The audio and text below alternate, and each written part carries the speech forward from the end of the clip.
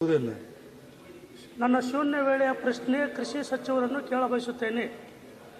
ತೊಗರಿ ಬೆಳೆಗೆ ಬೇರು ಕೊಳೆ ರೋಗ ಮತ್ತು ಮಚ್ಚೆ ರೋಗ ಹಾಗೂ ಖಾಸಗಿಯವರ ಕಳಪೆ ತೊಗರಿ ಬೀಜ ಮಾರಾಟ ಮಾಡುತ್ತಿರುವುದರಿಂದ ರೈತರ ತೊಂದರೆ ಅನುಭವಿಸುತ್ತಿರುವ ಕುರಿತು ಸನ್ಮಾನ್ಯ ಸಭಾಪತಿಗಳೇ, ತೊಗರಿ ಬೆಳೆಗೆ ಬೇರು ಕೊಳೆ ರೋಗ ಮತ್ತು ಮಚ್ಚೆ ರೋಗ ಹಾಗೂ ಖಾಸಗಿಯವರ ಕಳಪೆ ತೊಗರಿ ಬೀಜ ಮಾರಾಟ ಮಾಡುತ್ತಿರುವುದರಿಂದ ರೈತರು ನಷ್ಟ ಅನುಭವಿಸುತ್ತಿದ್ದಾರೆ ಎಂದು ವಿಜಯ ಕರ್ನಾಟಕ ಪತ್ರಿಕೆಯಲ್ಲಿ ವರದಿಯಾಗಿದೆ. ತೊಗರಿಯ ಕಣಜ ಎಂದೇ ಖ್ಯಾತಿ ಪಡೆದ ಕಲಬುರಗಿ ಜಿಲ್ಲೆಯಲ್ಲಿ ತೊಗರಿ ಹೆಚ್ಚಾಗಿ ಬೆಳೆಯಲಾಗುತ್ತದೆ.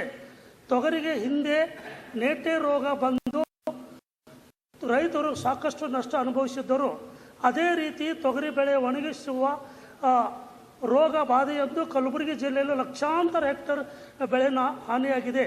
ತೇವಾಂಶ ಕೊರತೆ ಇರುವ ಹೊಲದಲ್ಲಿ ತೊಗರಿ ರೋಗ ಬಾಧೆಯಿಂದ ನಿಧಾನವಾಗಿ ಒಣಗುತ್ತಿದೆ.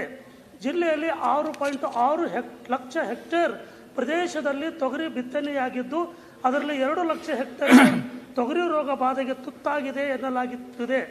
ಖಾಸಗಿಯವರಿಂದ ಖರೀದಿಸಿದ ತೊಗರಿ ಬಿತ್ತನೆ ಬೀಜ ಕಳಪೆ ಗುಣಮಟ್ಟದಿಂದ ಕೂಡಿದ್ದು ಈ ಬೀಜಗಳಿಂದ ತೊಗರಿ ಬೆಳೆಗೆ ರೋಗ ಬಾಧೆ ಕಾಣುತ್ತಿದೆ.